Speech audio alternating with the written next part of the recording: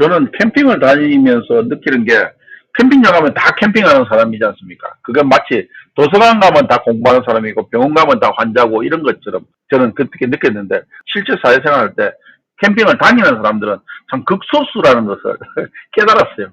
참 바보였죠. 안녕하세요. 호몽입니다. 10월 23일 월요일 오후 9시 제85회 호몽 캠프 시작하겠습니다. 오늘은 진짜 캠프가 전하는 캠핑 이야기 이런 제목으로 한번 시작을 해보겠습니다. 자료를 지금 사실은 찾다 보니까 예전에 정리해놓은 자료를 가지고 이야기를 해도 충분하다 싶어서 약간 업데이트를 해가지고 자료를 가져왔어요. 이게 작년 3월 달에 아마 제가 한번 미드업을 하면서 했었는데 그때는 사람들이 캠핑에도 관심도 없고 이랬는데 지금 이번 달에 이 브랜드 안에서 계속 스페셜 미드업으로 캠핑 이야기를 하고 있어가지고 제가 이쯤에서 예전 자료 업데이트한 부분을 다시 한번 이야기하면은 혹시라도 캠핑에 관심 있는 사람들이 조금 좋지 않을까 싶어서 준비해봤습니다. 특히 테레사님 캠핑 다시 한번 할 테니까 복습하는 의미에서 많이 잘 들어주십시오. 순서는 캠핑 종류, 캠핑장의 형태, 캠핑카, 그 다음에 각종 캠핑 용품들에 대해서 이렇게 쭉 이야기를 할 건데 이미 알고 있는 것들은 스킵하면서 채팅창에 혹시라도 남겨주시면 질문 답하면서 진행해 보겠습니다. 자, 그러면은 자료를 넘겨볼까요? 우선 이렇게 차례는 캠핑의 종류, 형태, 캠핑카, 캠핑용품 이런 식으로 정리를 해 나갈 거고요. 제일 먼저 캠핑의 종류가 어떤 것인지 한번 살펴볼까요? 캠핑은 예전에는 텐트 치고 텐트하고 백패킹하고 이런 부분인데 요즘은 백패킹을 캠핑이라고 잘 하지 않고 그냥 백패킹하고 다른 분류를 해버리는데 백패킹도 캠핑의 종류죠. 그 다음에 차를 가지고 캠핑장으로 가는 오토 캠핑이 있고 그 다음에 아예 모든 시설이 펜션처럼 다 설치된 부분에 가는 글램핑 그 다음에 코로나 전후로 유행을 하게 된 차박 캠핑 그 다음에 저처럼 아예 차박 캠핑의 한 종류인데 차 밖으로는 아무것도 안 치고 텐트라든지 이런 것도 안 치고 차 안에서만 하는 스텔스 차박 캠핑 있고 그 다음에 또 아예 캠핑카에서 모톰 캠핑을 하는 이런 경우도 있죠. 그래서 좀 구별해 가지고 캠핑의 종류 이렇게 나뉜다고 할 수 있습니다. 자, 다음 요 캠핑의 종류에 대해서 알아봤고 캠핑장은 또 어떤 형태가 있는지 볼까요? 일단 민간인이 운영하는 사설 캠핑장이 제일 많겠죠. 한국에 한 3,000여 개가 된다고 그러던데 엄청나게 많죠. 그 다음에 좀 저렴하고 국가나 지자체에서 운영하는 휴양림 캠핑장. 사실은 여기를 예약을 못해서 그렇지 가면은 최고 좋습니다. 휴양림 캠핑장. 그 다음에 설악동 캠핑장처럼 국립공원 캠핑장이 또 있고요. 이것 또한 요즘은 사설 캠핑조차도 예약이 힘든데 휴양림 캠핑장이나 국립공원 캠핑장은 말할 나위 없겠죠. 가까이 있는 난지도 캠핑장 서울에 그 다음에 노을공원 캠핑장 이런 것들도 전부 서울시에서 운영을 하는 겁니까? 그게 이제 오른쪽 위에 있는 지하철 운영 캠핑장이라 할 수 있고 제가 사는 일산에서도 킨텍스 캠핑장이라고 있는데 매월 10일 날 예약을 하는데요. 완전히 그냥 시작하면은 주말 예약은 끝나버립니다. 저는 거의 성공해 본 적이 없습니다. 그래서 그런 킨텍스 캠핑장 같은 데라든지 난지도 캠핑장 가려면은 한 이틀 전이나 가면은 취소분이 올라와요. 그런 부분을 잡아서 가는 경우는 있었습니다만은 주말에 예약해가 간다는 건 상당히 힘들고요. 그 다음에 이러다 보니까 이제 노지 차박이 많이 유행이 있죠. 저쪽에 홍천 노지 차박, 충주 노지 차박 했는데 제가 지난주에도 사실은 홍천 노지 차박 저기가 우반벌 유원지 사진이거든요. 그 옆에 있는 보리올 캠핑장이라고 사설 캠핑장에 해당되지만 정식 캠핑장은 아니고 10,000원이라는 금액을 받으니까 또 캠핑장이라도 해야 되는데 거기는 화장실도 있고 개수대도 있고 이래가지고 저는 모국반벌 유원지 그늘 없는 모국반벌 유원지보다는 보리올 캠핑장을 주로 다니는 편입니다. 유니키님 어서 오세요. 반갑습니다. 지금 진짜 캠퍼가 전하는 캠핑 이야기 이 주제로 하고 있습니다. 스페셜 미더블은 아니고요. 제 정기 미더블입니다. 저는 원래 매주 이렇게 캠핑을 다니기 때문에 캠핑 이야기를 뭐 누구보다도 자신 있게 할 수 있다고 자부합니다. 그래서 채팅창에다가 궁금한 거 올려주시면 언제든지 답을 드리겠습니다. 그 다음에 충주 노지차박이라고 제 사진은 저게 충주 수주팔봉이라는 곳이거든요. 저도 갔고 최근에는 이제 공사가 끝나고 최근에 공사가 끝내고 다시 재오픈했습니다. 한 1년 열흘 저기를 개보수 공사해가지고 노지인데도 돈을 받지 않는 곳인데도 충주시에서 그걸 해가지고 며칠 전에 오픈을 했는데 주말이 아닌데도 뭐 꽉꽉 찬다고 거기 갔던 지인이 알려주시더라고요. 경치는 뭐 진짜 앞에 저 흔들다리를 바라보고 구름다리라 해야 되나요? 바라보고 딱 이렇게 캠핑을 하면은 꼭 중국의 뭐 산수화를 보는 듯한 그런 기분이 드는 아주 묘한 곳이고 좋은 곳입니다. 제가 매번 말씀드리지만 충주시가 노지차박, 그러니까 캠핑장이 아닌 노지차박을 하는 사람들한테는 뭐 대한민국에서 가장 부드러운 지자체, 네, 이렇게 표현할게요. 그래서 뭐 우럭대교라든지 지금은 목계술 밭이 유료화됐지만 그런 부분인데 그 외에도 뭐 강변 유원지에서 충주호 근방 강변 유원지에서 차박할 수 있는 곳이 무료로 차박을 할 수 있는 곳이 꽤나 있습니다. 그 다음에 동해안 노지차박, 사실은 동해안에 노지차박 이렇게 제가 제목을 적었습니다만 예전에는 강릉 주변이라든지 사천해변 뭐 이런 데서 텐트를 칠 수 있는 곳이 많은데 요즘은 대부분 다 유료화 시켜놨습니다. 그래서 일부를 빼놓고는 다 스텔스 차박, 그러니까 뭡니까 해수욕장에 있는 주차장에서 스텔스 차박을 하거나 주차장이 아니고 방파제 근처에서 스텔스 차박하는 형태인데 저는 뭐 아까 사진에도 보여드렸듯이 스텔스가 가능한 캠핑카를 가지고 다니기 때문에 그렇게 스텔스 차박을 하고 있고 추석 연휴 때도 그렇게 사실은 낙산 해수욕장을 다녀온 적이 있습니다. 뭐 서해안 노지차박이나 지역 이름으로도 이렇게 했는데 서해안은 일몰이 참 멋있죠. 한 4주 전에 벌써 4주가 됐나요? 3주 정도 됐구나.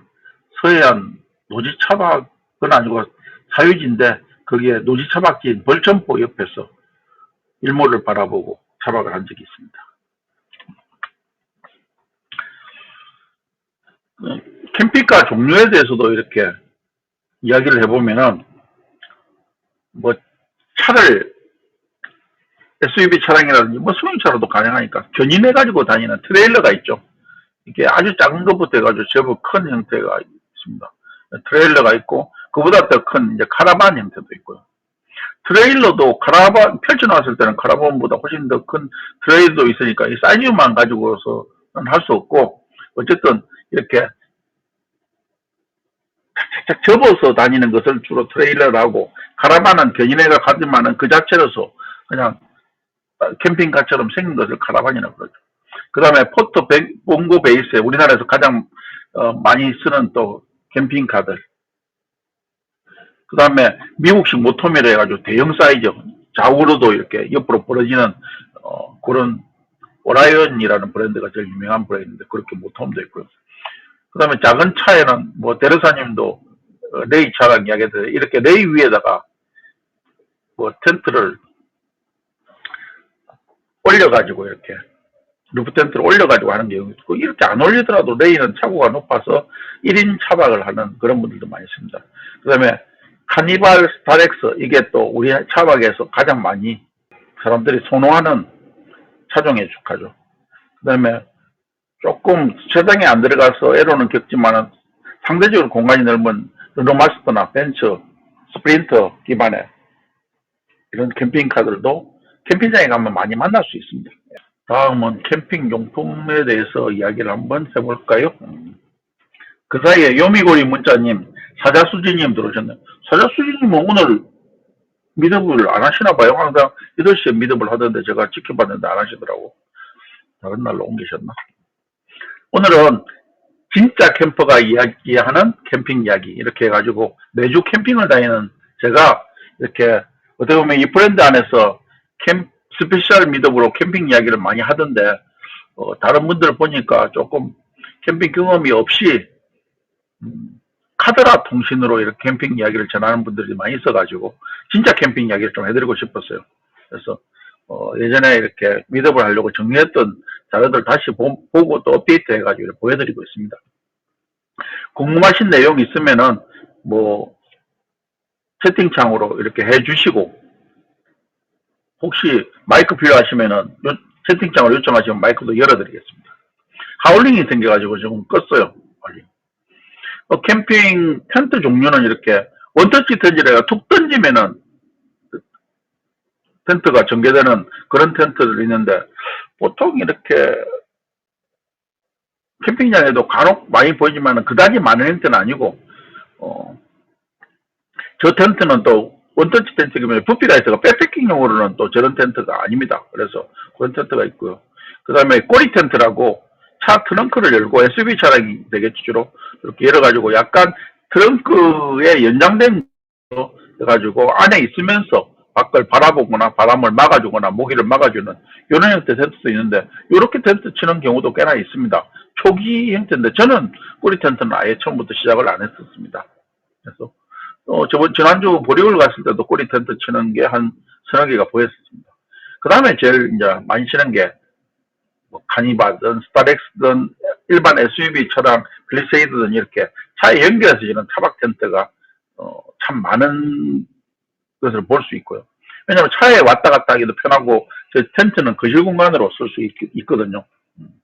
비마님, 다가마님 어서 오세요. 예, 오늘은 매주 캠핑 다니는 진짜 캠퍼가 전하는 캠핑 이야기로 제가 호모 캠프를 진행하고 있습니다. 스페셜 미덥 아니고 제 정기 미덥입니다. 그 다음에 샤워 텐트라고 있는데 이것은 뭐 왜 이렇게 용도가 탈의실, 화장실, 샤워실 요 세 개를 같이 쓸 수 있는 텐트인데 상당히 유용하고 저도 가지고 있는데 저는 뭐 차 안에서도 이렇게 화장실로 쓸 수 있는 포타포티라는 물건을 가지고 있기 때문에 자주 쓰진 않는데 손님 접대할 때는 저걸 가져갑니다. 밖에다 화장실을 또 마련해 줘야 되니까. 유료 캠핑장 가면 필요 없습니다만 노지 캠핑 다닐 때는 반드시 필요하기 때문에 노지에는 저런 텐트들이 많이 세워지는데 저게 뭘까 이래 하지 말고 노지에 세워진 건 대부분 화장실 용도로 쓰고 있구나 이렇게 생각하시면 됩니다. 그 다음에 요즘 제일 인기 있는 형태의 텐트가 도어형 텐트예요. 카즈미사에서 나온 비바돔이라는 텐트가 얼마 전까지 상당히 인기 있었고 그 이후로도 저렇게 도어형 텐트가 외부에서 보기도 좋습니다. 캠프타운에서 나온 아주 큰 도어형 텐트도 있어요. 그 다음에 구하기 위해서 이 거실형 텐트도 쓰는데 이 텐트도 뭐 각사에서 메이저 코베아부터 해가지고 다 나옵니다. 근데 치기가 좀 번거로워 가지고 여성분들은 혼자 치기는 어렵고요. 남자들도 손재주가 없는 사람들은 치기 힘들어가 제가 몇 번 도와드린 적도 있는데 어쨌든 가족이 같이 갔을 때 동료 여러 명이 있을 때 좀 치기가 쉬운 텐트입니다. 그 다음에 멋 하면 이게 티피 텐트죠. 인디언 텐트처럼 이렇게 피라미드식으로 쭉 올라왔는데 주로 면 텐트들이 많은데 면 텐트 아닌 것도 있습니다만은 쳤을 때 상당히 고급스럽지만은 상대적으로 공간은 좀 협소해지고요.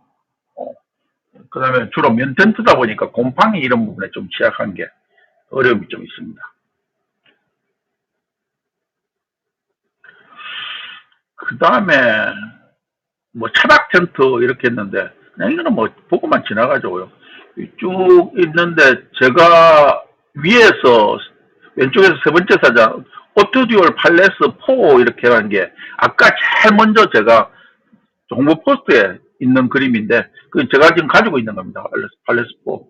그래서 저는 제드사 거를 주로 가지고 있었고 텐트의 중요성이 원래 캠핑카로 스텔스 차박을 주로 하니까 크지 않은데 조금 갑자기 추워지는데 거실 공간 안에서 좀 거실 공간이 필요하다 할 때는 텐트를 가져갑니다. 지난주가 그랬습니다. 날로도 일부러 테스트 삼아서 피웠고 이번 주도 아마 이 텐트를 가져가서 차에 연결해서 칠 겁니다. 이렇게 아예 거시정 텐트를 연결해서 치는 중간에 그림처럼 그렇게 된 것도 있고, 큐브 모양으로 생긴 것도 있고, 이런 텐트가 아니고 차박 텐트가 할 때 위로 이렇게 자 위에 루프탑으로 올려가지고 하는 텐트가 있는데, 그냥 한쪽 면만 쭉 올리는 텐트가 있고 사각형 그대로 올라가는 텐트가 있고요. 여러 가지 있는데, 이쪽에서는 여러 가지 브랜드가 있는데, 아이캐프라고 하는 브랜드가 있는데요. 좀 비싸긴 하지만 국내 브랜드인데 세계적으로도 알려져 있고 우리나라 사람들한테도 상당히 인기 있는 그런 모델입니다. 유유님도 오셨네요. 반갑습니다. 어서 오세요. 오늘은 진짜 캠퍼가 전하는 캠핑 이야기로 제 정기 미드업을 진행하고 있습니다. 언제든지 궁금한 거 있으면은 주세요. 안 그러면 혼자서 열심히 캠핑 관련되는 뭐 용품 이런 것들을 가지고 혼자서 이야기를 해볼 테니까. 근데 듣기만 해도 도움이 되도록 그렇게 한번 진행을 해보겠습니다. 저 캠핑용품 중에 팩이 상당히 중요한데, 의외로 야외로 나가다 보면요, 갑작스럽게 부는 돌풍이라든지 이런 데 있어가지고 막 텐트가 날아가거나 타프를 쳐놨는데, 뭐, 그게 막 또 옆집으로 그냥 날아가고 이런 경우 있는데, 요 팩을 제대로 패킹을 안 해서 그래요. 네. 이게 이제 저 사진에 있는 게 콜팩이라는 팩인데, 저는 이것을 쓰는데 짧은 팩은 없습니다. 대부분 가지고 다니는데, 예전에는 짧은 것도 한 20cm짜리도 가지고 다니는데 요새는 40cm짜리만 가지고 다닙니다. 그래서 아예 40cm를 끝까지 박아가지고 땅 밑으로 40cm가 거의 다 들어가도록 만들어가지고 어떤 바람이 불어도 흔들리지 않게. 경험상 뭐 밑에 저 팩은 튼튼해가지고 바위도 뚫고 들어가거든요.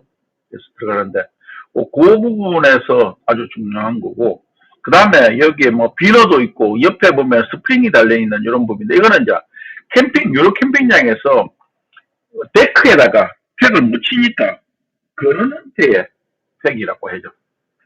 그래서 오징어 팩이라고 하는데, 저는 가지고 있지만은 유로 캠핑장을 거의 안 다니니까 이거 쓸 일이 별로 없네요.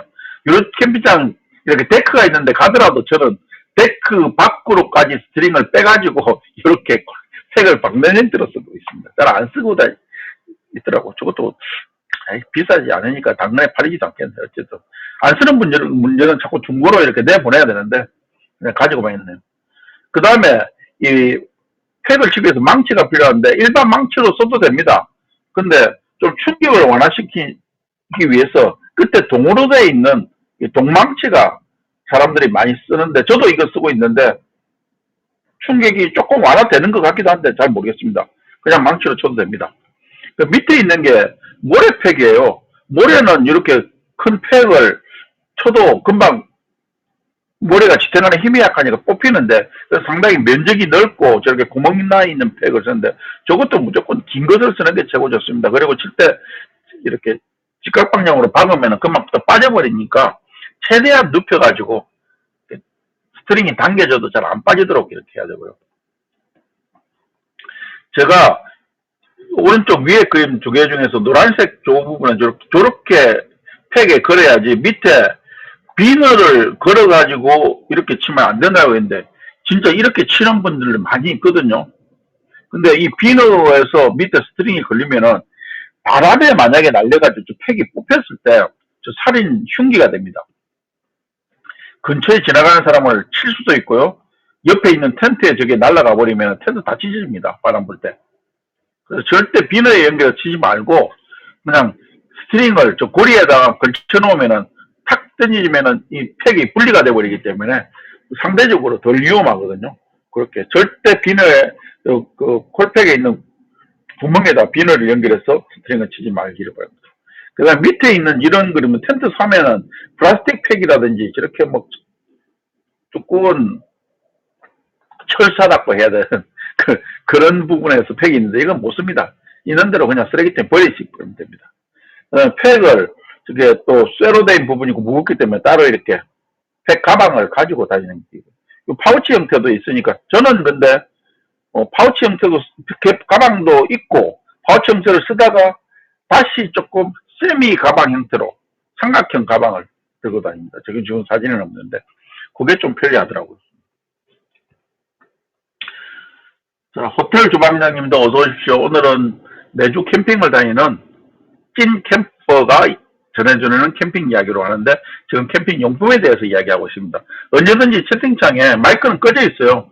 채팅창에 질문 올려주시면 제가 궁금한 사항에 대해서는 답을 드리면서 진행하겠습니다. 마이크 열어달라면 열어드리기도 할게요. 예. 이렇게 글자가 좀 긴데 전체 다 읽지는 않겠고요. 텐트 잘 치는 요령에 대해서도 이야기하는데 제일 중요한 것은 진짜 저는 캠핑 다니면서 많이 봤는데요. 텐트 못 쳐가지고 4시간씩만 헤매고 결국에는 옆에서 제가 도와드려가 텐트 치는 경우도 있었는데 요새 유튜브 좋지 않습니까? 똑같은 모델을 검색하면 유튜브에 어떻게 치는지 다 나오거든요. 그래서 사용 설명서를 읽을 자신이 없으면은 유튜브 영상이라도 제발 좀 보시고 이렇게 치는 게 좋겠다는 게 제 생각입니다. 그리고 텐트 칠 자리는 조금만 기울어져도 잘 때 되게 불편해요. 바닥 평탄화가 되게 중요하고 그래서 평탄화를 신경 써야 되고 물론 텐트 쳐놓고 그냥 자는 경우는 없고 그 위에 뭐 매트를 깔고 자는데 매트 깔려있다 하더라도 기울어진 장소에서는 자다 보면은 미끄러져 가지고 한쪽 구석에 가 있기 마련이니까 평탄화를 중요시하고요. 그 다음에 캠핑장 경우에는 텐트에 한해서는 제일 좋은 것은 데크 위입니다. 차지도 않고 그 다음에 파쇄석 바닥 잔디밭 순으로인데 왜 잔디밭이 폭신폭신할 건데 위로 밀리냐 하면은 비 오면은 잔디는 물이 차입니다. 파쇄석은 물이 빠지고요. 그래서 잔디밭이 상대적으로 파쇄석보다는 인기가 없습니다. 주로 캠핑장에 선택할 때도 그런 순서대로 이야기 나가게 돼요. 그러니까 잔디밭은 파쇄석보다도 우선순위에서 밀린다는 거죠. 그 다음에 노지에 갈 경우에 주로 강변 노지, 목방벌 노지도 마찬가지입니다만 강변 노지가 많거든요. 겨울가 바로 옆은 우천시에 진짜 위험합니다. 특히 큰 개울은 조금 상대적으로 덜 이렇게 밀려오지만 그때도 위험하고요. 계곡에다가 바로 옆에 치는 경우는 그 절대 설치 금지입니다. 계곡은 비가 왔을 때 그냥 가랑비 말고 비가 올 때 그 물이 갑자기 불어나는 게 병풍처럼 불어납니다. 뭐 절벽처럼 다가온다고 생각하면 됩니다. 그래서 절대 그렇게 하지 말고 그 다음에 방수포 깔 때 이 방수포를 항상 하는데 기본적으로 방수포를 아끼려고 되게 깔끔하게 관리하시는 분이 있어요. 근데 방수포는 적응적응 밟아야지 제맛입니다. 너무 아끼지 마시라고. 방수포 나중에 나가서 못 쓰면은 다이소에 가면 5,000원만 주면은 방수포 저거 큰 게 팔거든요. 뭐 부족하면 2장 사면 되지 않습니까? 그래서 처음부터 나중에 중고 거래로 나중에 팔겠다면 방수포 쓰지 마시고 다이소 방수포 쓰세요 그냥. 그러면 깨끗하게 방수포를 같이 해가지고 팔 수도 있으니까. 제가 왜 이런 이야기하면은 텐트에도 유행이 있어가지고 저만 하더라도 한 4년 정도 이렇게 계속 캠핑 다니면서 보면은 처음에 블랙 타프가 유행했다가 그 다음에 베이지색 컬러가 유행했다가 계속 돌아요. 그 다음에 지금 현재 버전은 카키색이 유행하고 있거든요. 그래서 조금씩 변하기 때문에 우리 한국 사람들은 자꾸 이렇게 비교 안 하려도 비교를 자꾸 하잖아요.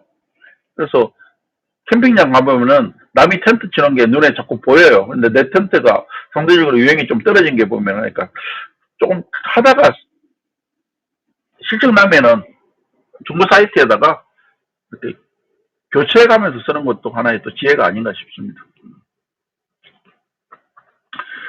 그 다음에 이 더운 여름에는 북쪽 방향으로 입구를 설치해 두는 거 있고 추운 겨울에는 남쪽으로 해주면 햇빛을 잘 받겠죠. 그 다음에 아까 말한 팩 박을 때 튼튼하게 긴 40cm 이상 되는 팩으로 길게 40cm 이상 되는 팩은 없습니다. 40cm가 시중에 나와 있는.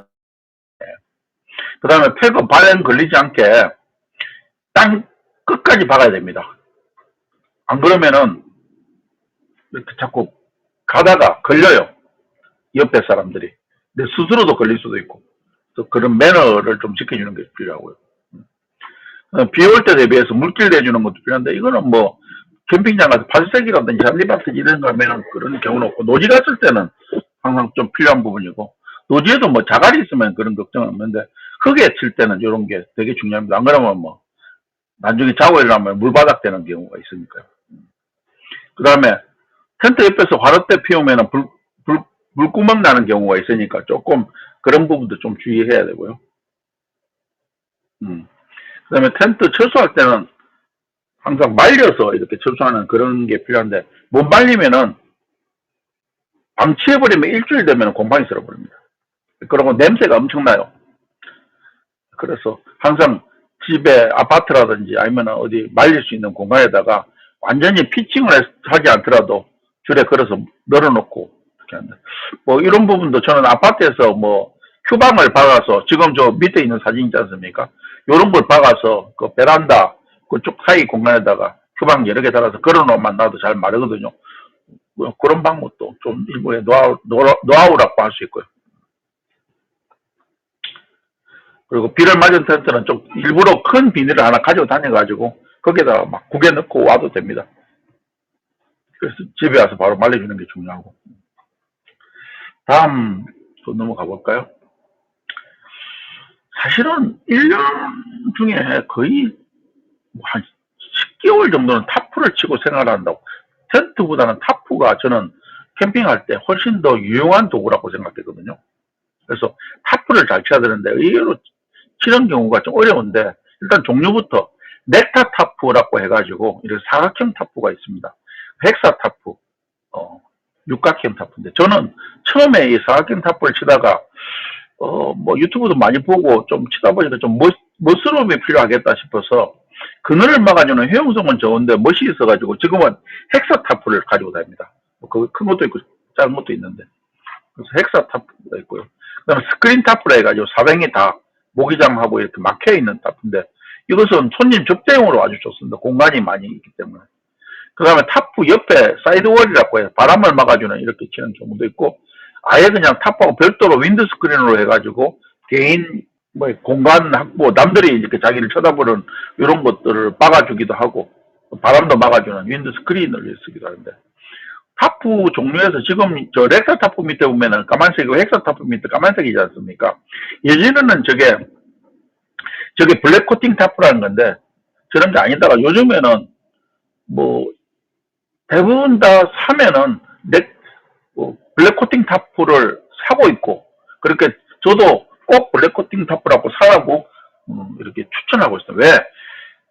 이렇게 타프를 치더라도 한여름에 뱃이 뜨거우면 그 밑에 들어가 있으면 더워요. 근데 블랙 코팅이 저래 돼 있으면은 상대적으로 시원합니다.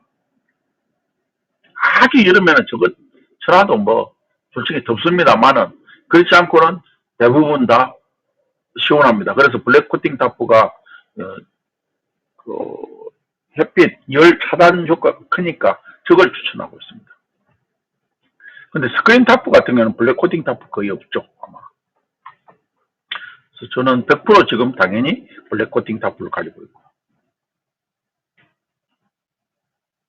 이 타프를 치기 위한 어떤 것들이 있는데, 아까 텐트 칠 때는 스트링이 텐트에 거의 뭐 붙어 있거나 아니면 같이 있어요. 그래서 따로 말씀 안 드리는데, 타프를 사면은 스트링이 포함된 경우도 있지만 대부분 타프가 스트링은 별도로 있는데, 요렇게 뭐 텐트 치는, 아니 타프나 텐트 치는 끈을 스트링이라고 한다고 생각합니다. 그 다음에 스토퍼 있는데 스트링을 쪼아가지고 밑에 있는 그런 그림처럼 저렇게 땅콩 스토퍼라든지 삼각형 스토퍼 이런 것을 고정시켜 주는데, 딱 당기면은 그대로 묶어주지 않더라도 고정이 되는 형태를 스토퍼라고 합니다.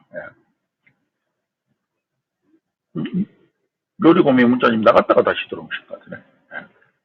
그리고 스트링 보관, 이거는 내가 어떻게 말로 설명할 수 모르는데, 이런 식으로 자기 나름대로 손에다가 이렇게 감아가지고 끝마무리 해가지고 항상 이렇게 펼치기 좋게 해야지, 그냥 함부로 담았다가는 다음에 스트링 꺼낼 때 서로 엉켜가지고 못합니다. 그래서 항상 시간이 걸리더라도 이렇게 잘 말아서 보관을 하는 게 노하우입니다.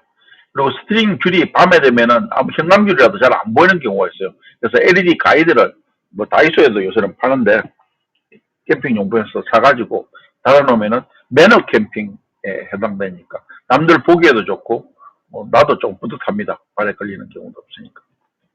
그 다음에 스트링에 외뱅끈이라 해가지고 완전치로 쭉 당기면 되는 요 부분인데, 저는 써보니까 무게만 나가고 별로더라고요. 그래서 외뱅끈을 가지고 있다가 또 역시 당근에 다 팔아먹어버렸습니다. 그래서 웨빙끈을 하는데, 뭐, 어떤 분은 멋있다고 좀 무거워도 웨빙끈을 가지고 다니시는 분이 있습니다.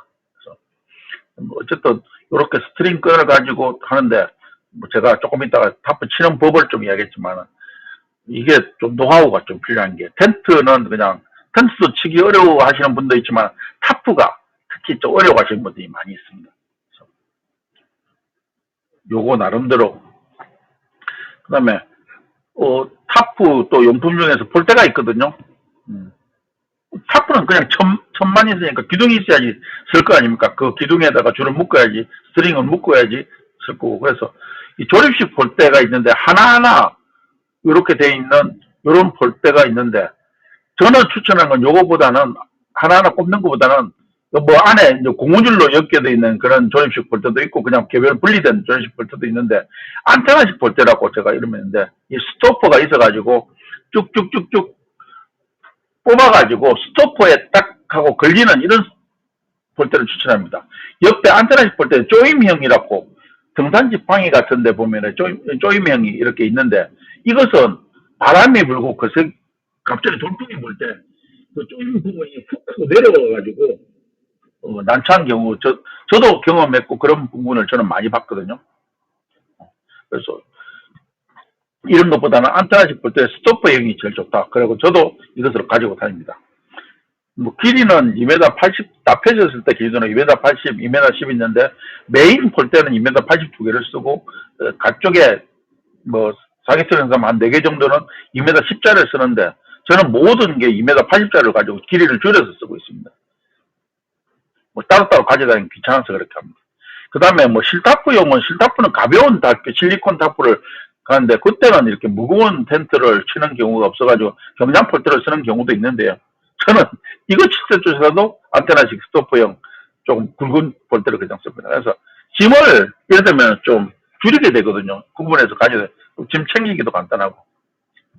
그 다음에 이 폴대, 타프 칠 때 폴대, 그 다음에 타프, 스트링 요렇게 순서대로 이렇게 하지, 폴대 치고 스트링 넣고 타프 쳐버리면 날아가 버립니다. 잘못하다가는.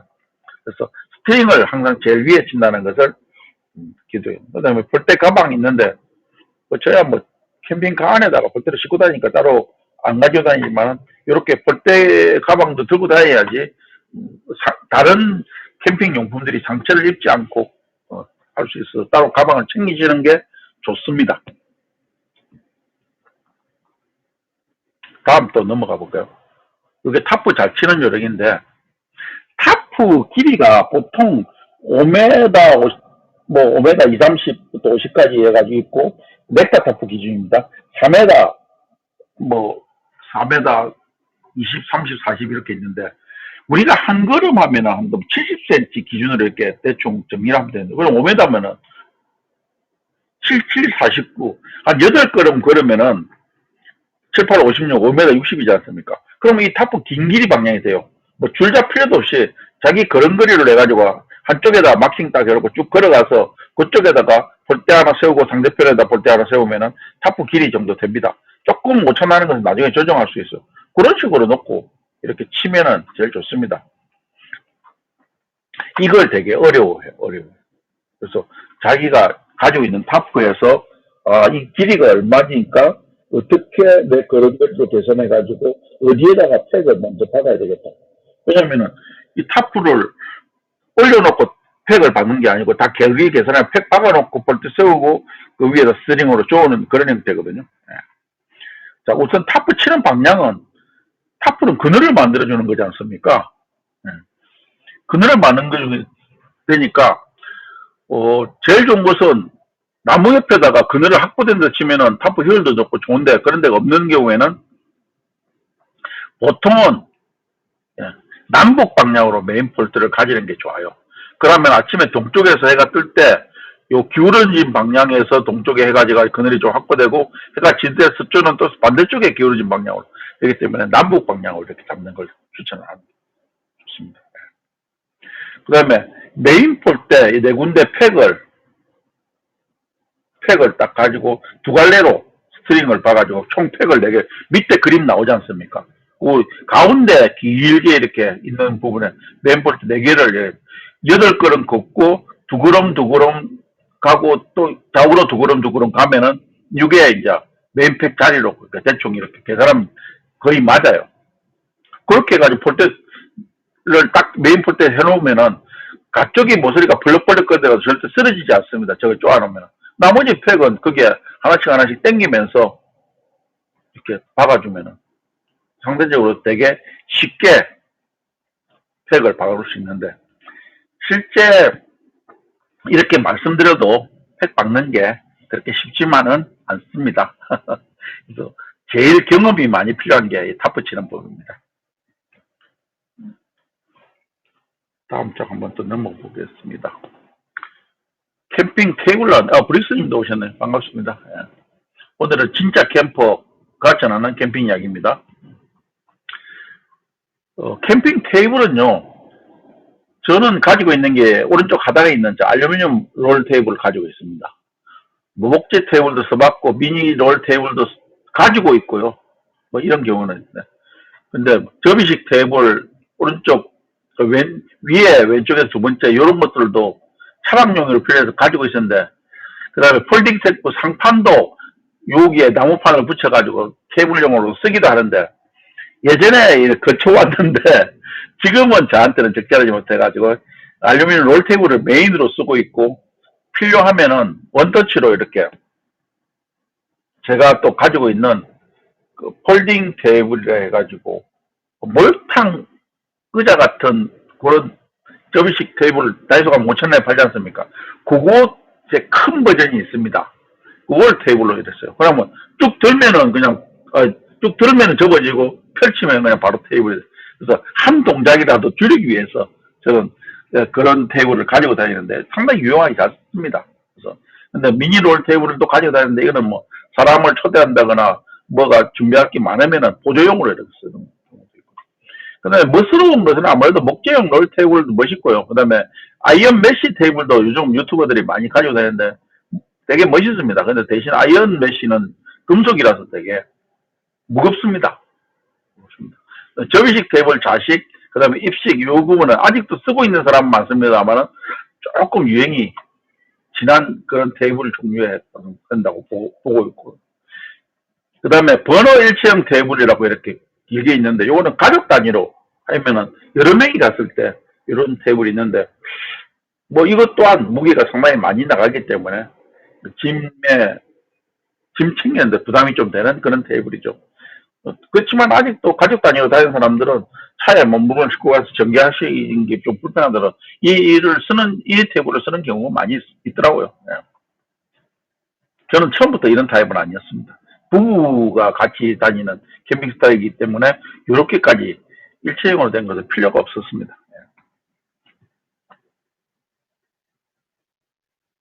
다음 또 장비로 넘어가 볼까요?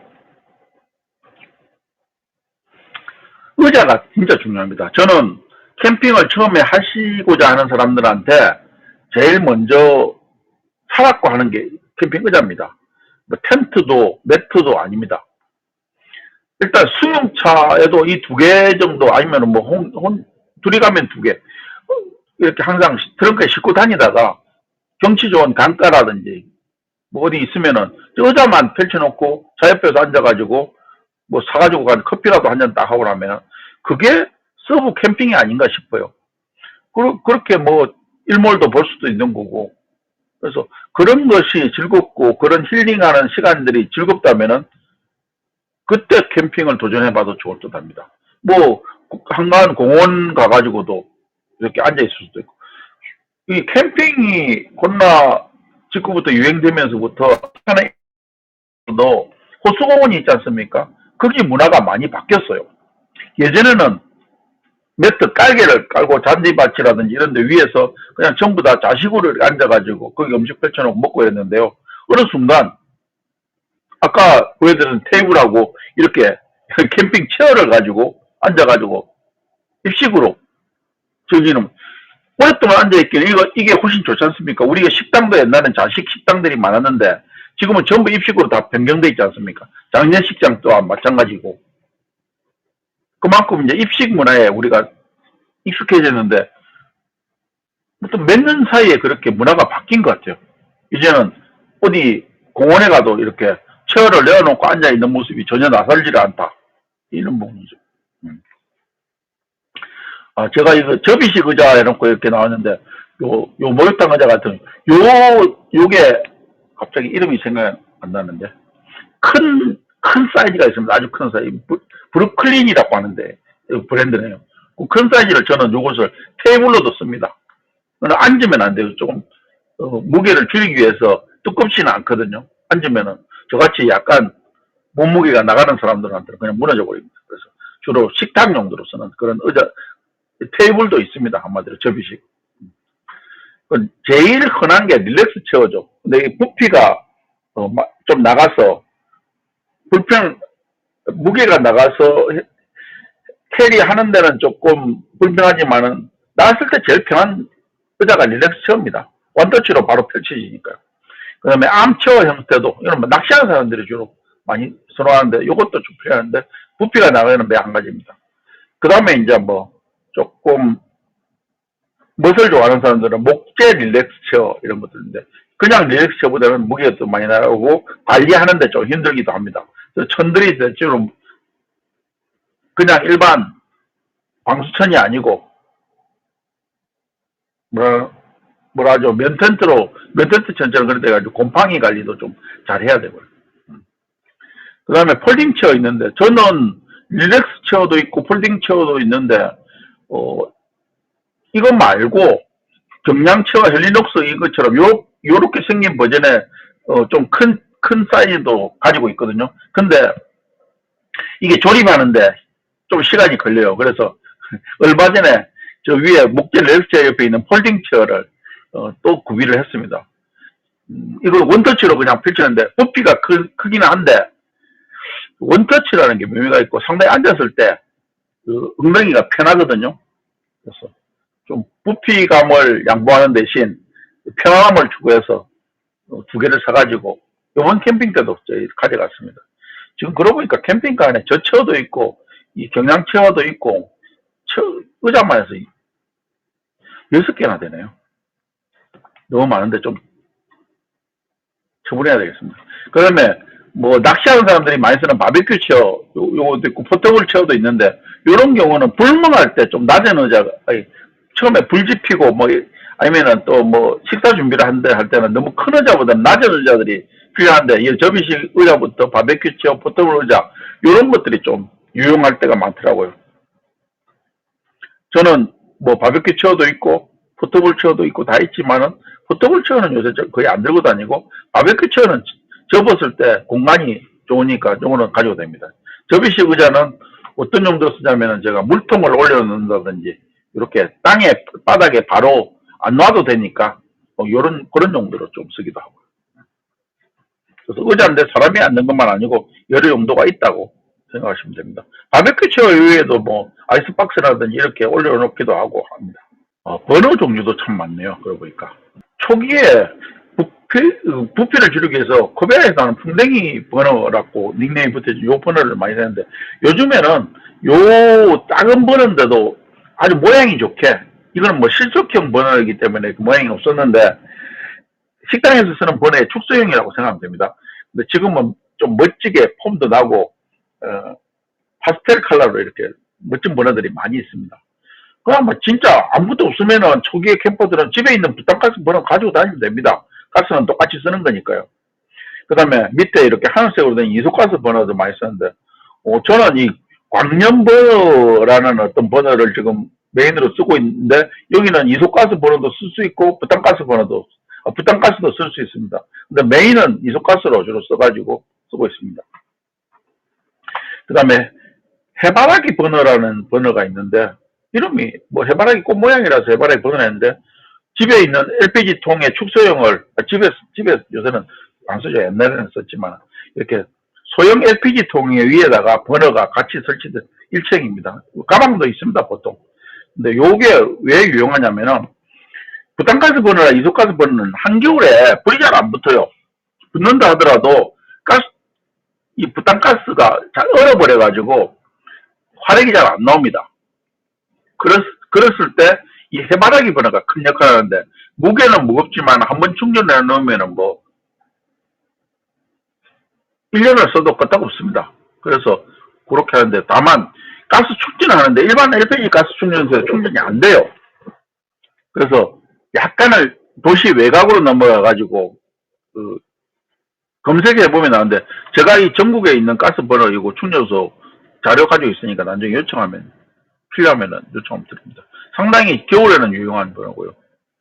그 다음에 구이바다라고 해가지고 번호하고 코펠이라고 해야 되나? 어쨌든 요리 그릇이 일체형으로 되어 있는데, 한때 많이 유행했죠. 지금은 조금 시들해진 것 같습니다. 근데 요게 뭐 프라이팬도 됐다가 또 뭐 전골 그릇도 됐다가 뭐 일체형으로 쓰기 때문에 아직도 쓰시는 분들이 꽤나 있습니다. 그다음에 제일 오른쪽 밑에 워머라고 있는데, 부탄가스나 이소가스가 쓰다 보면은 아주, 그러니까 언다고 해야 되나요? 그러니까 여름에는 이렇게 막 이슬이 맺히면서 차집니다. 그러니까 겨울에는 진짜 얼어요. 근데 그것을 막아주기 위해서 워머를 씌워주면 좀 덜한 경우도, 가죽으로 된 것도 있고 이렇게 뜨개실도 이렇게 하는 경우가 있는데, 이런 것들도 있다는 것을 그냥 참고로 알아두시면 좋겠습니다. 다들 뭐 잘 듣고 계시는지 모르지만 조용하시니까 열심히 혼자 이렇게 떠들게 되는데, 어떻게 좀 제가 드리는 정보가 좀 도움이 되는지 모르겠습니다. 다음 이제 또 식기 종류로 한번 넘어가 볼 거예요. 일반적으로 뭐 예전부터 많이 쓰는 게 코펠이죠. 그래서 알루미늄 코펠하고 스테인리스 코펠이 있는데, 깔끔하기는 아무래도 스테인리스 코펠이 좋은데요. 저는 무게가 무거워서 싫더라고요. 그래서 알루미늄 코펠을, 아니다, 알루미늄 코펠을 들고 다니다가 와이프가 다시 스테인리스 코펠로 또 교체를 했구나. 둘 다 있습니다. 스테인리스 코펠을 요즘 쓰는군요. 뭐 매번 옮겼다 안 하기 때문에 캠핑카 안에 실어두기 때문에 스테인리스 코펠을 지금 현재 쓰고 있고요. 반합도 이게 또 밀떡 밀리터리 덕후들이 좋아하는 거죠. 근데 의외로 또 그렇게 반합의 정치를 좋아하시는 분이 있어가지고 이걸 또 코펠로 쓰시는 분들이 꽤나 있더라고요. 반합을. 너무 많은 정보인가요? 대대사님이 좀. 어쨌든 이런 걸 알면은 좀 됩니다. 제가 하면서.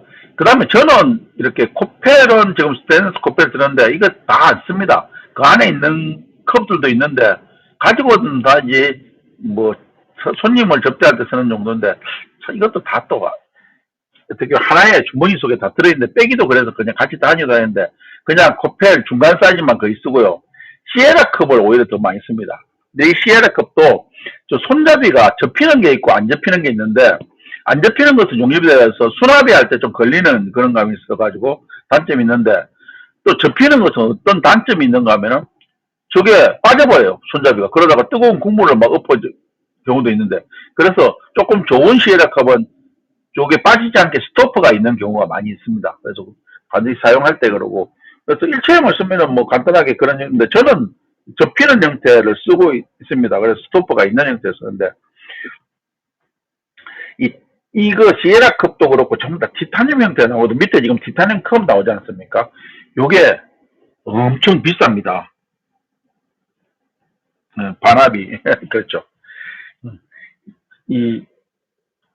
뭐 좀 약간 노지기, 그러니까 뭐 정글 분위기 내고 막 이렇게 야생 분위기 내려면 이런 걸 반합을 가져가야지 있으니까 뭐 그런 형태라는데, 실제 뭐 실용성은 저는 간지가 안 난다고 봅니다. 그래서, 그리고 내가 티타늄 컵 이야기하다가 했는데, 티타늄 컵은 저도 써봤는데 가격에 비해서 실용성이 없어요. 그래서 차라리 쓰면은 진공단열 캠핑컵 이걸 추천하는데, 저는 이 종류가 여러 가지 있습니다. 선물 받은 것도 있는데, 이것은 만져도 안 뜨거운데, 티타늄 컵은 만지면 뜨겁습니다. 뜨거운 커피라든지 뜨거운 뭘 먹을 때. 비싸기만 하고 가볍기는 가벼워. 근데 가벼운 것에서 비실용적이라는 것은 그럼 비싸고, 오히려 진공단열 캠핑컵 멋진 걸 사서 쓰는 것을 추천드립니다. 그 다음에 뭐 이런 숟가락, 젓가락 그런 파우치라든지 조리고구가 들어있는 파우치도 뭐 저도 가지고 있고, 이런 거 있어야지 짐 정리가 수월하니까. 근데 수저 파우치도 그러고 보니까 요즘 저게 있는데 안 가지고 다니고, 다이소에서 그 망으로 되어 있는 주머니가 있거든요. 2,000원짜리 주머니. 거기에 넣고 다녀요. 그게 물 빠짐도 좋고 좋더라고요. 그래서 그 다음에 안에 다 들여다 보이니까 그냥 지퍼만 열면 보이고. 의외로 다이소에 가면은 캠핑용품으로 응용해서 쓸 수 있는 물건들이 많아요. 그래서 다이소에 캠핑용품 코너만 가지 말고 다이소 전체를 딱 이렇게 들어가 가지고 캠핑의 관점에서 쳐다보는 게 상당히 또 중요합니다. 그러면 의외로 캠핑에서 응용할 만한 물건들이 꽤나 많이 나와 있고, 유튜버 중에서도 그런 걸 잘 발견해 가지고 이렇게 소개해 주시는 분들 있지 않습니까? 나는나님 어서 오세요. 오늘은 진짜 캠퍼가 이야기하는 캠핑 이야기. 지금 캠핑용품 쭉 이야기하고 있는데 지금 식기 이야기하고 있습니다. 다음 또 넘어가 볼까요? 이것도 쿨러 참 중요하죠. 옛날에는 그냥 생존을 위한 캠핑 이런 개념이지만 요새는 뭐 거의 아파트에서처럼 편안한 삶을 많이 추구하다 보니까요. 얼음도 가져가고 쿨러 냉장고도 가져가고 이런 캠핑이거든요. 그러다 보니까 짐이 좀 많은데 저 또한 한겨울 빼놓고는 항상 냉장고를 싣고 다닙니다. 캠핑 냉장고.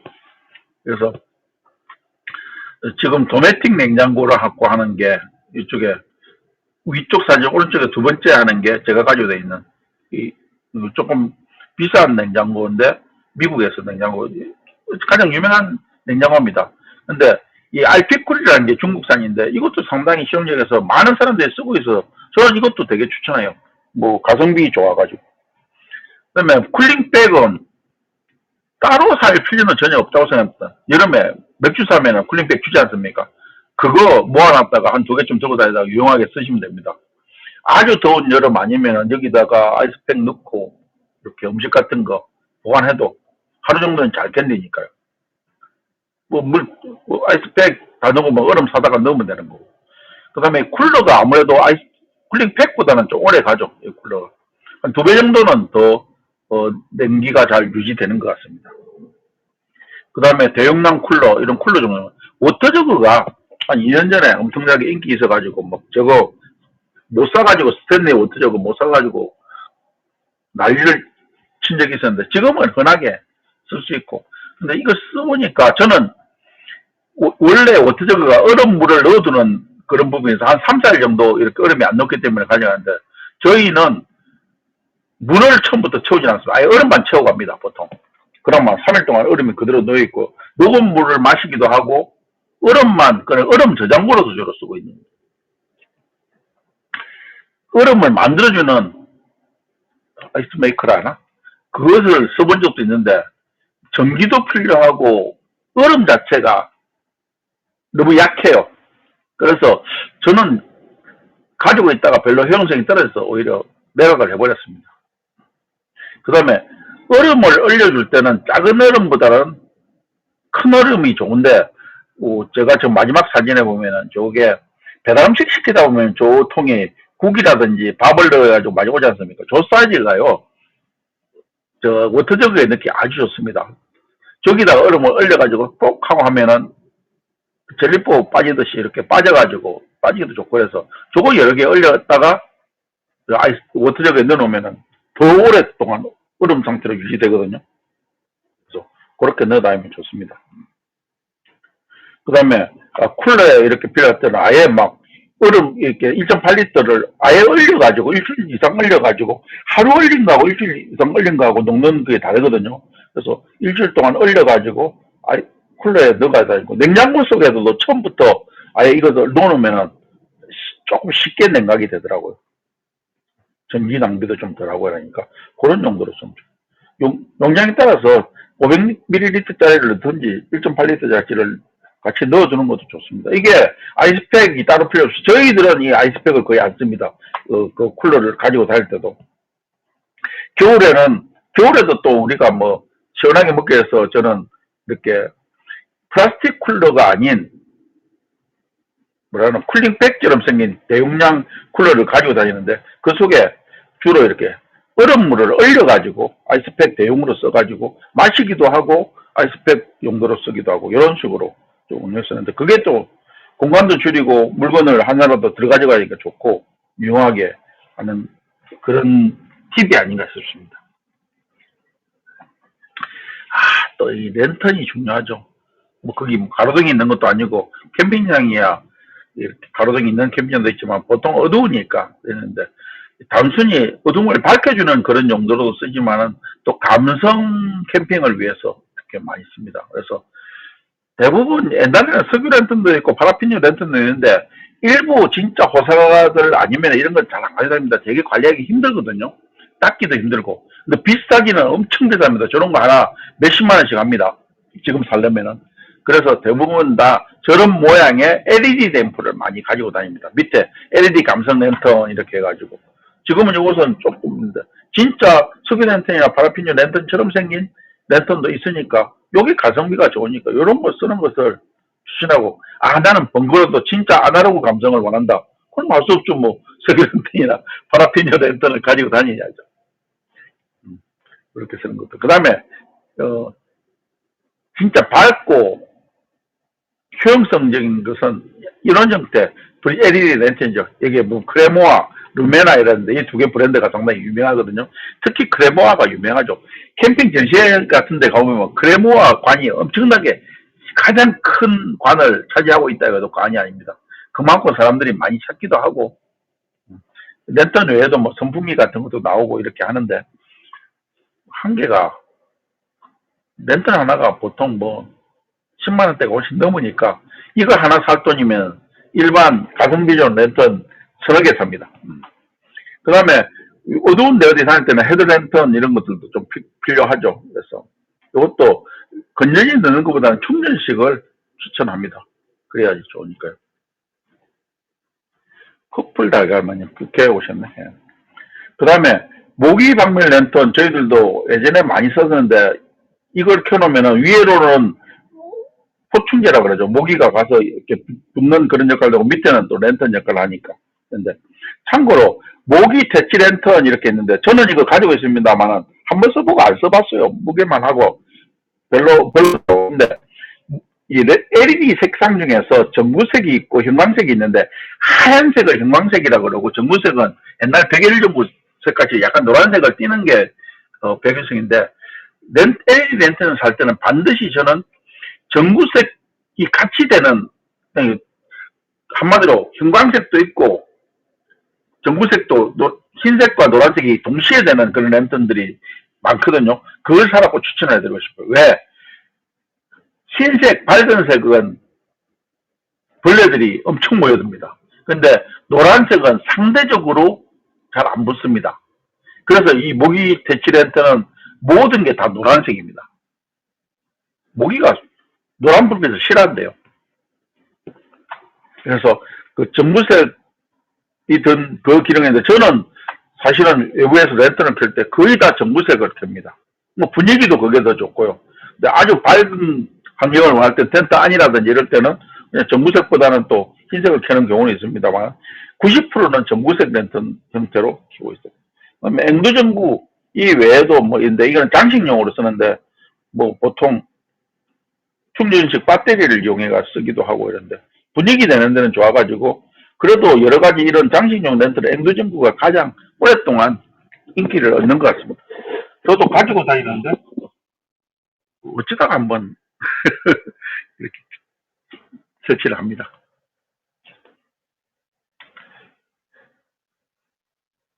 다음 또 장비 냉방기구 해가지고 선풍기 나오는데 선풍기는 뭐 여러분 다 아시는 그런 기능이니까 이것도 캠핑할 때 가져다니면은 뭐 미약하지만은 선풍기 역할도 하고요. 요게 언제 좋으냐면은 화로 때 불 붙이고 나서 불이 잘 안 맞을 때 요걸 하면은 아주 불을 쉽게 붙일 수 있는 도구라서 그래서 저희도 그 조수석 쪽에 수납하는 데다가 이거 하나 넣고 다니는데 와이프가 잘 쓰는 아이템입니다. 그 다음에 뭐 키높이 조절 선풍기라든지 이런 건데 저희들도 이거 쓰다가 이것도 또 유행이 살짝 가버리더라고요. 요새는 이제 방향 해정되는 이런 형태 미니 선풍기도 있습니다만은 저는 크레모아 선풍기로 기기를대가 이게 다리를 빼면은 또 공중에 매달리는 서큘레이터 역할도 하기 때문에 이용해가지고 크레모아를 쓰고 있습니다. 캠핑용 에어컨도 이렇게 있습니다. 근데 비춥니다. 이걸 쓰기 위해서는 배터리가 어마어마하게 필요하고 정식 캠핑장 아니고 노지 캠핑 갈 때는 인산철 배터리 용량을 거의 하루에 한 800A까지 잡아먹어버리기 때문에 비효율적이라고 할 수 있거든요. 그 다음에 서큘레이터는 공기 순환을 해주기 위해서 필요한 건데, 뭐 냉방이든 주로 이제 사실은 이게 난방할 때 필요합니다. 왜냐하면 뜨거운 공기 위로 올라가지 않습니까? 난로 같은 데 피우면은 그걸 밑에까지 순환을 시켜주기 위해서 서큘레이터라는데, 저는 위에 선풍기 크레모아를 다리를 빼버리고 위에 매달아서 고리에 매달아서 서큘레이터 기능으로 같이 되기 때문에 지금은 선풍기는 무조건 크레모아만 가지고 있다고.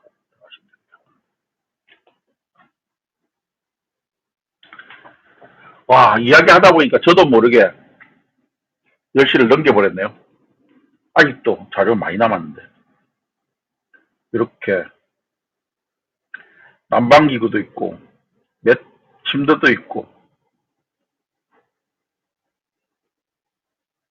하룻대도 있고, 그 위에 기타 용품, 수납용품도 있고, 모기약, 이런 것들도 진짜,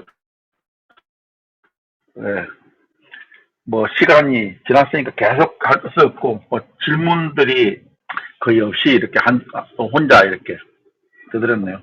지금 사진 그림은 제가 스페셜 미드 때, 1차 스페셜 미드 때 보여드렸던 그림인데, 저는 이렇게 동해안 바닷가에 가서 차 문 뒤로 열어놓고 이렇게 앉아있는 모습을 가장 좋아합니다. 앞으로도 시간 날 때마다 캠핑 이야기 이렇게 순서대로 이렇게 하는 것보다는 캠핑 관련된 이야기하면서 동구들에 대해서 이 자료를 그대로 항상 불러올 때로 준비를 해가지고 이런 이야기를 좀 해나가려고 합니다. 가끔은. 매번은 아니지만은. 미덕 종류를 하고 싶은 게 참 많아요. 박물관, 미술관 가는 이야기도 좀 하고 싶고, 일반 여행 가는 이야기도 하고 싶고. 뭐, 이렇게 하나하나, 뭐, 욕심내는 대로, 한 달에 다 할 수는 없으니까, 그때그때 내가 기분 내키는 대로 하나씩 풀어가볼 모양입니다. 자, 어쨌든 늦게까지 이렇게 캠핑 관련되는 미덕을 들어주셔서 감사하고, 다음 주에 또 다른 주제로 한번 또 찾아뵙도록 하겠습니다. 끝까지 같이 해주신 분들 한번 이름을 한번 호명을 해드릴게요. 화랑님, 키크나이님, 호호님, 대대사님, 유니키님, 사자수지님, 소유비마님, 이유유님, 호텔주방장님, 나는나님, 토마로우님, 폭불달걀마니님, 끝까지 같이 해주셔서 감사하고요. 제가 다시 한 번 더 제 인스타 아이디를 공유를 해드릴 테니까 언제든지 메시지를 보내주시면은 캠핑 관련되는 자료라든지 원하시는 대로 다 공유해 드릴게요. 네. 이쪽에 호몽리라고, 호몽인데 호몽은 누가 쓰고 있더라고요. 그래서 호몽 이용호 할 때 리를 해가지고 호몽리로 인스타 아이디를 쓰고 있습니다. 진짜 캠퍼 인정념이 감사합니다. 예. 그렇죠. 매주 다니니까 사소한 팁이 생길 수밖에 없어요. 그래서 진짜 제가 이렇게 스페셜 미드들 참여하다 보니까 캠핑 경험이 없이 이렇게 이야기하시는 분들이 많아가지고 진짜 캠핑 이야기 좀 들려주고 싶었어요. 근데 뭐 언제든지 뭐 미드업이 아니더라도 캠핑에 관련 궁금한 사항이 있으면 저한테 연락해 주셨으면 좋겠고, 주위 분들도 궁금하시면은 저한테 이렇게 요청하라고 연락해 주셔도 좋을 것 같습니다. 저는 캠핑을 다니면서 느끼는 게, 캠핑장 가면 다 캠핑하는 사람이지 않습니까? 그건 마치 도서관 가면 다 공부하는 사람이고 병원 가면 다 환자고 이런 것처럼 저는 그렇게 느꼈는데, 의외로 이 브랜드 안에서도 그렇고 실제 사회생활 할 때 캠핑을 다니는 사람들은 참 극소수라는 것을 깨달았어요. 참 바보였죠. 그동안 다 캠핑을 좋아할 거라고 생각했는데, 그래서 이거 너무 캠핑 이야기를 많이 떠들고 다니는 것들도 뭐 실례다 이러는데, 어차피 이번 달 미더비 또 캠핑 이야기고, 제가 애초에 호몽이라는 이름이 제 캠핑카 이름이라서 처음에 미드를 시도한 게 캠핑 이야기로 시도를 했는데, 그때는 더 사람들도 몰리도 않았고, 그래가지고 이쯤 돼서 다시 캠핑 이야기 주제로 한동안 시간 날 때마다 해도 좋지 않느냐 이런 생각이 들어서, 뭐 저랑 같이 캠핑 하셔도 좋고, 나중에 원하시면 진짜 캠핑 이야기를 시간 날 때마다 한 번씩 해 드리려고 합니다. 그래서 이렇게 내가 캠핑 이야기 계속 하면은 이 사람은 또 캠핑 이야기 하시는 분이다 이렇게 소문이 나가지고 실제적으로 도움되는 어떤 그런 질문들도 많이 주실지 않을까 싶어요. 이 의원님은 캠핑 좋아하시나요?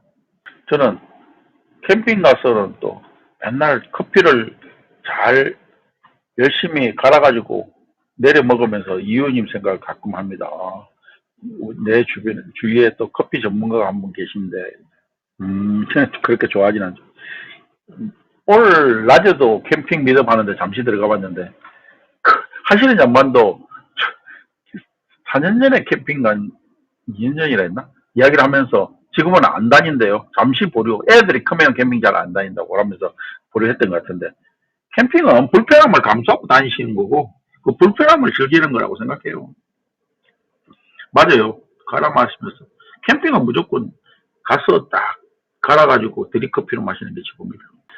근데 이제 애들이 초등학교 때 캠핑을 많이 다니다가 중고등학교 들으면은 잠시 멈추고 그러다가 애들 대학교 다닐 때까지는 좀 이런 편인데 이제 중년 이후에 부부가 캠핑을 다니는 이런 게 일반적으로 많은 것 같습니다. 그래서 저같이 이제 아직 은퇴는 안 했지만은 나이가 들고 이렇게 하다 보면 특히 부부 캠핑을 많이 다니게 되는데 저는 이렇게 부부가 같이 다니는 캠핑의 모습, 캠핑은 반드시 캠핑만이 아니고 가는 동안에 같이 대화도 할 수 있고 또 좋은 곳을 들러서 같이 여행도 할 수 있고 이런 게 저는 최상의 행복이 아닌가 싶어요. 그래서 주변에도 기회가 되면은 반드시 좀 그렇게 한번 기회를 마련해 보라고.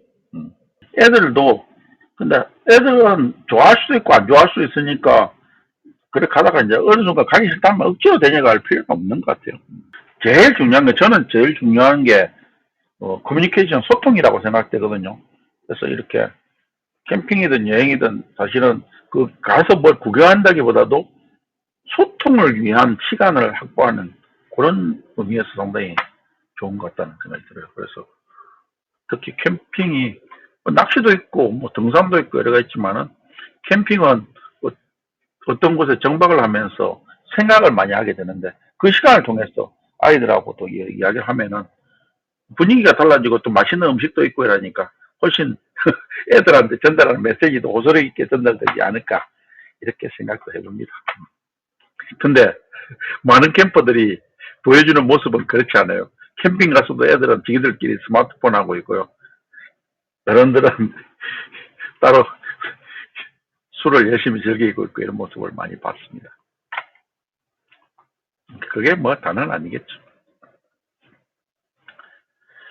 자, 그러면은 이 의원님 또 코멘트 감사하고요.